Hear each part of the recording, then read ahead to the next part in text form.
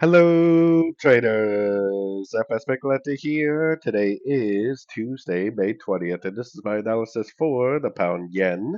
If you haven't done so yet, definitely do check out my free Discord group, which is linked down here in the corner at the end of the video. And make sure to take a look at my website, fxpipcollector.com. Watch the video on my home screen to learn more. So, anyways, on the pound yen, we have been drifting down, but I think there's a very good chance this move down is just a pullback to this last move up, especially with the higher time frame analysis. We are very, very bullish on the higher time frames. I think we're in a wave C of wave B on like the weekly time frame to the upside. So that means that we need to be paying very, very close attention to our fib levels. I think there's a very good chance at some point this is going to break up and it's going to end up continuing the higher time frame uptrend. So taking it down to the 1 hour time frame.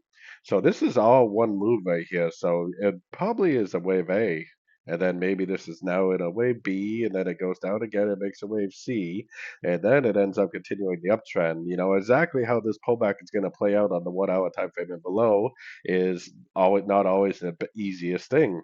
For me as a swing trader, if I think it's over, I would probably just get in, put my stop loss below the 100% and just let it go. So that way, if it does decide to do something crazy like this, and it really is not a big deal whatsoever. So for me personally, I'm definitely looking for longs in an uptrend as a swing trader. If it does something like this, like makes a three-way pullback to the 61%, and then it makes it a golfing up, that would be my next entry to go long, potentially for the continuation of the higher time frame uptrends. So anyways, don't forget to like and subscribe, and as always, thank you for watching and happy trading.